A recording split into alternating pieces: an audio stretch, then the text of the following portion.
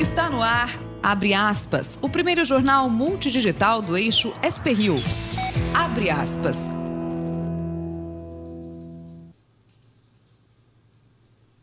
Olá, muito bom dia. Está no ar, ao vivo, com transmissão simultânea, direto do Facebook da SP-Rio+, e também do Facebook do jornal O Vale, o Abre Aspas, o primeiro jornal multidigital da região. Já em nossos estúdios aqui, como sempre, o nosso jornalista José Guilherme Ferreira. Bom dia, Guilherme. Bom dia, Glauco. Vamos enfrentar mais um dia aí, a nossa escalada. Bolsonaro propõe idades para a aposentadoria em entrevista no SBT.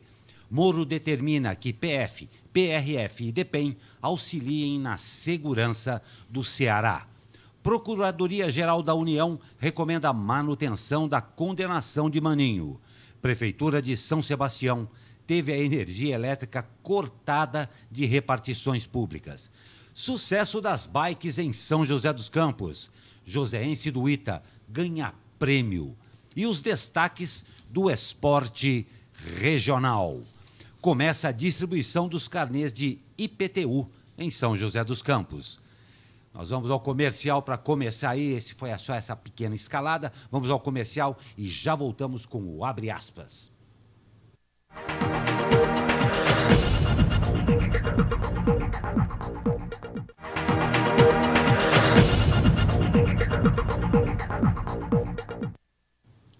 E como sempre, nós começamos o jornal com o jornalista José Guilherme Ferreira.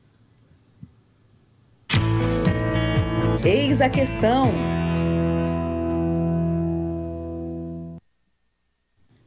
A cor do ano, Pantone, é a cor coral, batizada de Living Coral. A Pantone é uma tradicional indústria de cores americana que criou um sistema que serve de padrão mundial, principalmente para a indústria gráfica e têxtil. É uma geradora de tendências.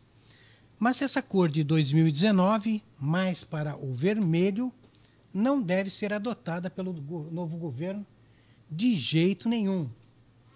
Esse governo navega em torno de suas próprias cores, pois não é que as cadeiras vermelhas do Alvorada foram substituídas por azuis?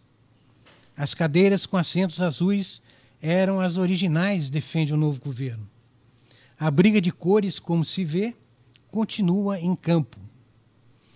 Ao assumir ontem o Ministério da Mulher, Família e Direitos Humanos, a ministra Damares Alves fez um discurso com vários dados significativos da sua pasta, disse que não haverá mais doutrinação ideológica, mas ela mesma saiu-se com uma tirada para lá de ideológica. Disse que na nova era instaurada, menino veste azul, menina veste rosa. Foi a sua metáfora contra as questões de gênero, ela explicou depois. Foram anos de combate da utilização da cor como característica dos sexos. E lá vem a ministra com essa história de novo. Para quê?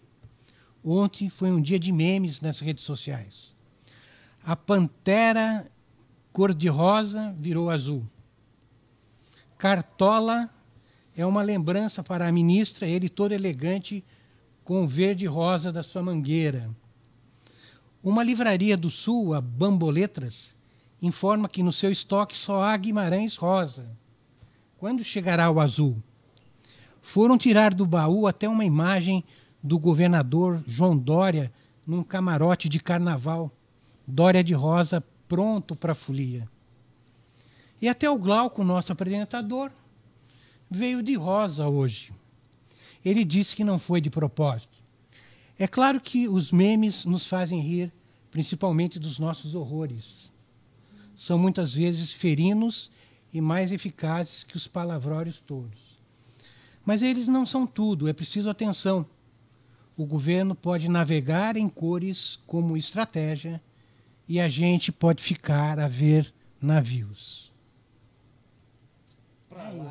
Para lá de procedente a sua colocação, o Guilherme, que tudo isso que está acontecendo chega a ser engraçado.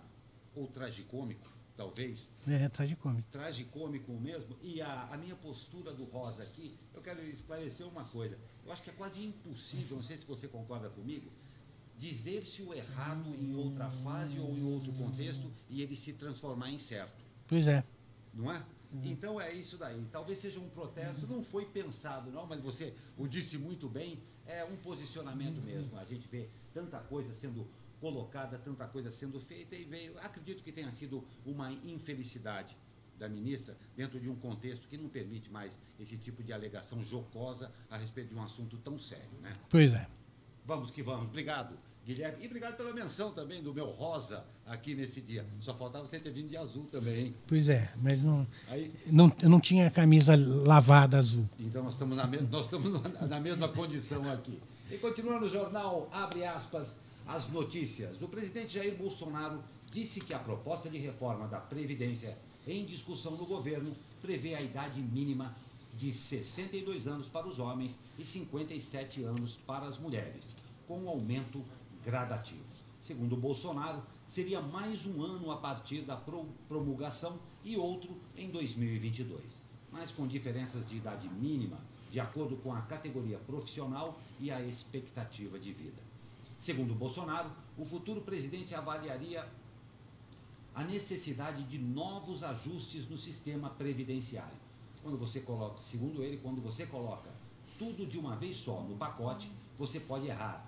E nós não queremos errar, disse em entrevista ao SBT, a primeira após ter tomado posse. Pois é, o Bolsonaro disse também que vai tentar aproveitar o texto já em discussão, né, proposto pelo Temer, fazendo algumas alterações. E isso agilizaria a votação, né? O grande problema aqui é que o ministro da Economia, Paulo Guedes, ele fala em outras idades. Então, vamos ver até o dia 7, quando eles prometem mostrar um texto final, qual realmente vai ser a proposta para a reforma da Previdência. Que é imprescindível, urgente e, ouso dizer, tardia já, né, o Zé?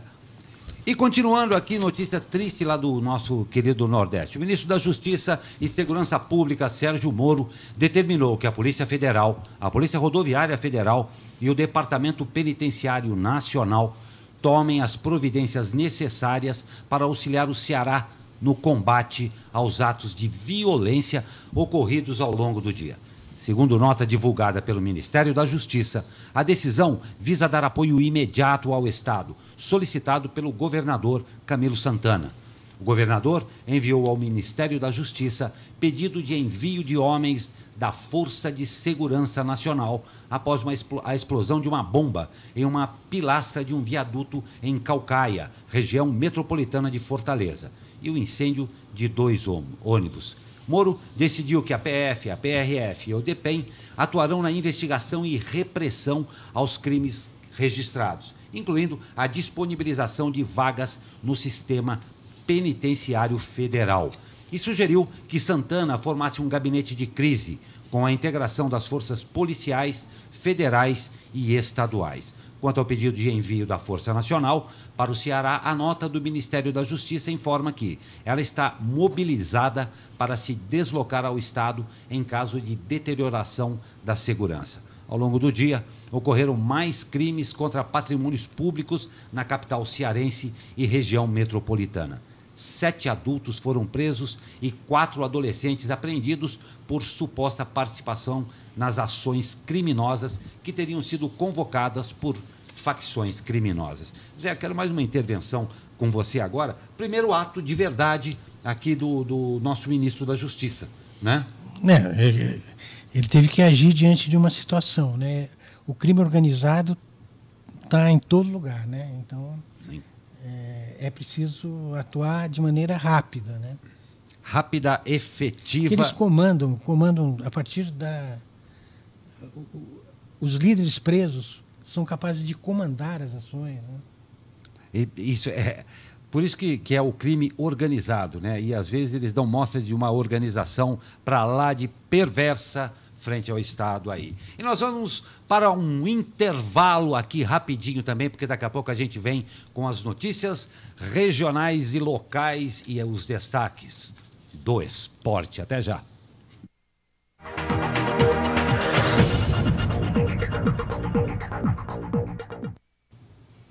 E sexta-feira, bem chegada a sexta-feira, que todo mundo fica esperando, é hora da previsão do tempo, como é que vai ser aqui dos altos da Cassiano, a nossa previsão do tempo com Cristiane Nascimento.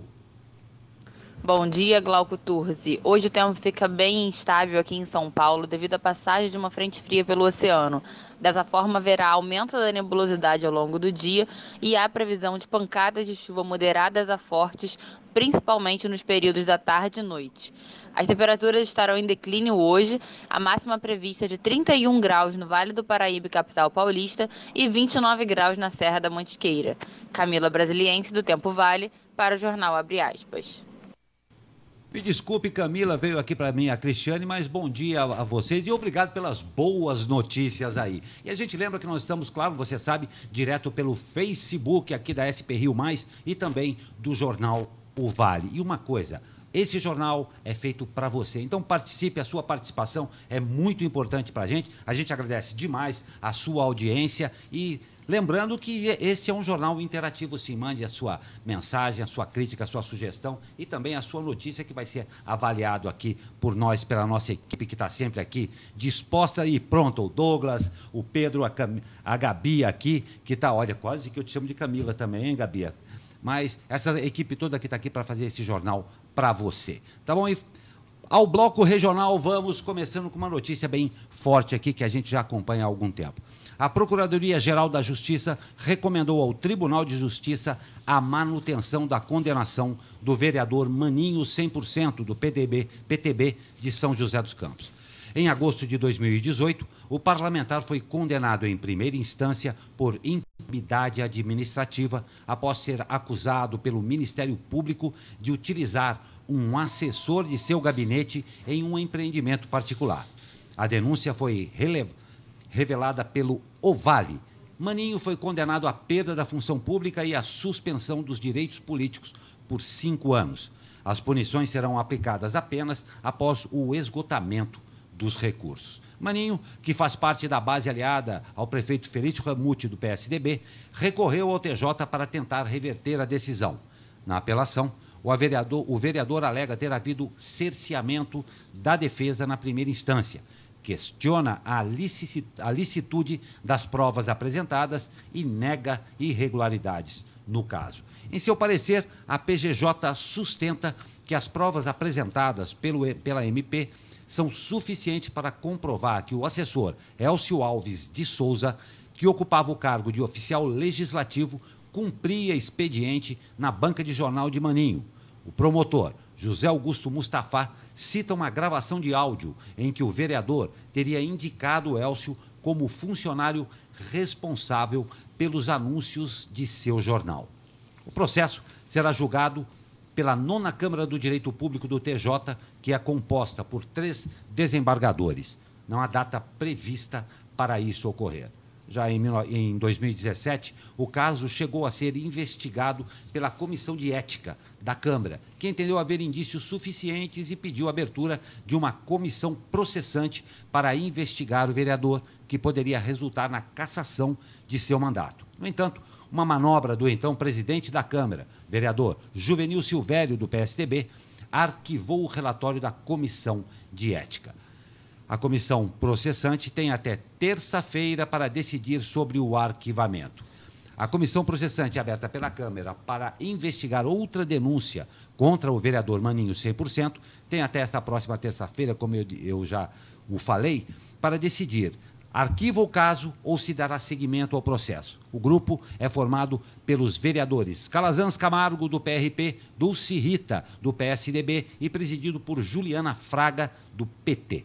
Caso a comissão decida pelo arquivamento, a decisão será votada em plenário. Nesse caso, também revelado pelo jornal, Maninho foi acusado por um ex-assessor de cobrar R$ 300 mensais de pedágio por uma indicação a um cargo comissionado na prefeitura. Maninho também foi acusado de desvio de função, já que os assessores supostamente realizavam serviços para o gabinete do parlamentar durante o expediente na prefeitura. A gente acompanha esse caso bem de perto aí.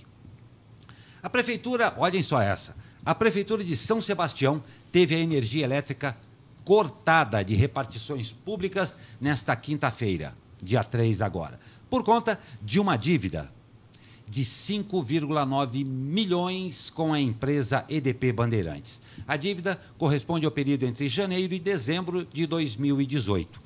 Segundo a EDP, a administração municipal está em contato com a empresa para a regularização dos débitos em aberto e o mais breve restabelecimento do fornecimento de energia. A luz teria sido cortada na Prefeitura de São Sebastião nesta manhã, às 8 horas, no prédio que fica na Rua da Praia. A Prefeitura de São Sebastião não se pronunciou sobre o assunto até o momento. Muito triste isso, né? Na verdade, o corte foi feito ontem. O corte foi feito ontem? É.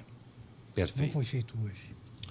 O professor, boas notícias aí. O professor do Departamento de Física do ITA em São José dos Campos, Maurício Pazianotto, de 31 anos, foi ganhador do prêmio José Leite Lopes de 2018, concedido pela Sociedade Brasileira de Física. A tese do doutorado, transporte da radiação cósmica na anomalia magnética do Atlântico Sul e aplicação em aeronáutica. Desenvolvida com a bolsa da Fundação de Apoio à Pesquisa de São Paulo, foi considerada pela SBF a melhor de 2016. Por meio da pesquisa, foi possível evidenciar que a anomalia magnética do Atlântico Sul influencia a radiação cósmica.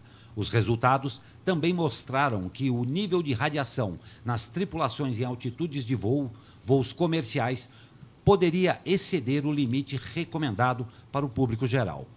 O grupo do joseense Pazianotto é pioneiro no país no campo da dosimetria de radiação cósmica. Como resultado da tese premiada, foi desenvolvida a primeira modelagem capaz de realizar simulações do perfil da radiação cósmica desde o nível do solo até 100 quilômetros de altitude, com detalhamentos inéditos e aplicações em dosimetria aeronáutica. Sempre um grande orgulho para a nossa cidade, para a nossa região. E olha só, um jovem, 31 anos, recebe um prêmio dessa monta. É sempre muito bacana a gente ver isso e sentir isso, né? Pois é, um prêmio, reconhecido prêmio nacional, né? E mostra como a região está envolvida com a questão tecnológica, né? Coisa que nós também vamos estar muito... Com a pesquisa. Não tem dúvida. Com a pesquisa, ontem citado aqui também com a participação do Leandro, esse é um viés, uma tendência nossa que a gente vai sempre acompanhar muito de perto aqui também, né, Zé?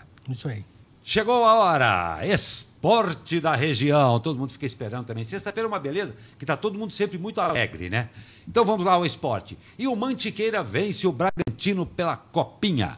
Os gols da partida saíram apenas no segundo tempo. Logo após os 5 minutos, o atacante Wesley abriu o placar para o time de Guaratinguetá. O Bragantino chegou ao empate logo depois, aos 21 minutos, com o Thiago. Mas foi nos minutos finais que o Mantiqueira decidiu o jogo. João Vitor fez o segundo aos 36 e Hendrick fez o terceiro nos acréscimos. O Braga chegou a diminuir o placar 2 minutos depois com Rafael, o que não foi capaz de evitar a vitória do time de Guaratinguetá. Com a vitória, a Laranja Mecânica dá um passo importante para se classificar para a segunda fase do torneio. O próximo compromisso da equipe do Mantiqueira será no domingo, quando enfrenta o Ariquemes de Roraima, às 16h45, partida válida pela segunda rodada do Grupo 28. E os meninos do Taubaté estreiam hoje na Copa São Paulo de Futebol Júnior. A equipe da região recebe o Tubarão de Santa Catarina às 13h45 no estádio do Joaquinzão. A partida é válida pela primeira rodada do Grupo 27. O burrinho da Central será novamente comandado pelo técnico Harley Dias, que no ano passado levou a equipe até a terceira fase do torneio. a melhor campanha da história do Taubaté na competição. Na edição desse ano, o time da região vai contar com um elenco mais experiente, pois 18 dos 25 jogadores inscritos fizeram parte do elenco profissional que disputou a Copa Paulista no ano passado. Eu comecei essa edição aqui, né, Zé, falando que o dia de hoje já virou até verbo, né? Sextou. Hoje sextou, já demos a previsão do tempo aqui e uma condição bem interessante. Final de semana lembra passeio, lembra descanso, lembra aí segunda-feira do nosso 7 de janeiro, que vai ser o dia oficial de começo do ano para muita gente, para muitas empresas e tudo mais. Mas final de semana é final de semana e nós estamos aqui numa cidade que tem muitos privilégios em termos de geografia, em termos de turismo, em termos principalmente de viabilidades nos últimos tempos. Eu vou pedir para rodar uma charge bravíssima do nosso aqui companheiro Jean Galvão e depois a gente vai falar um pouquinho sobre isso.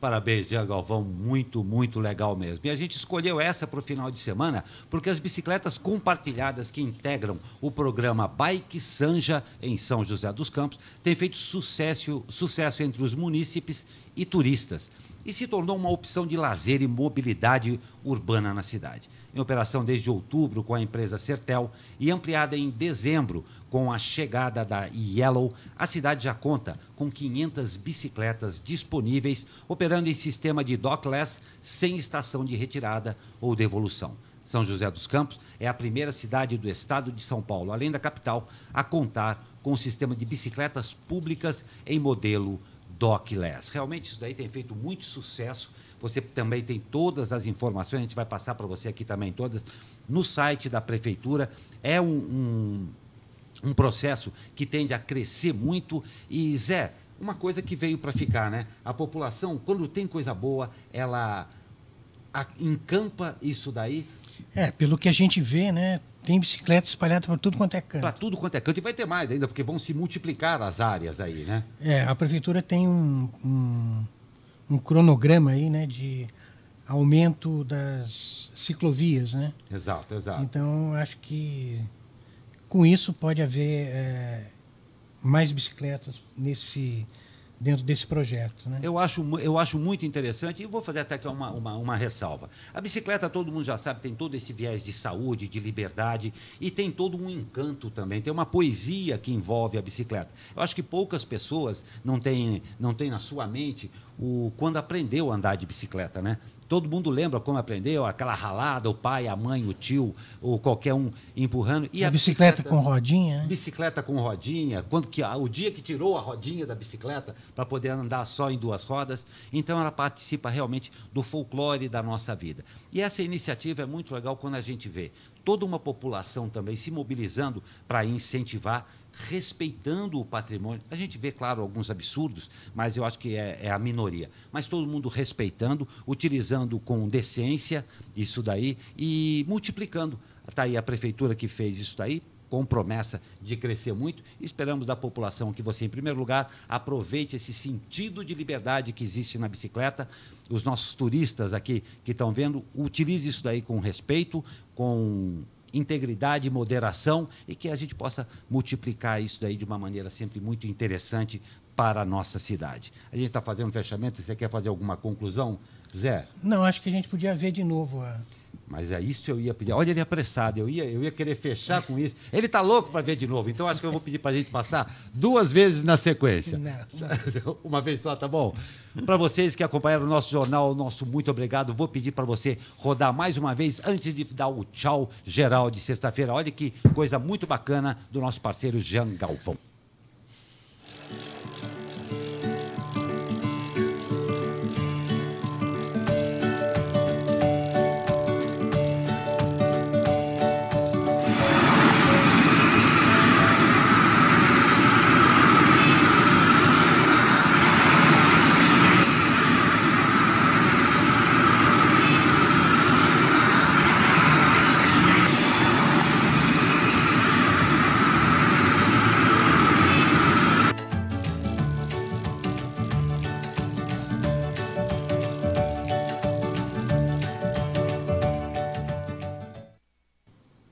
Parabéns, Jean Galvão, muito legal mesmo. E que o coraçãozinho que a menina joga lá pro semáforo vá de mim aqui, de toda a nossa equipe, para você nesse final de semana. Paz, saúde, tranquilidade, muita bike e até a segunda-feira com mais um Abre Aspas. Ótimo final de semana a todos vocês.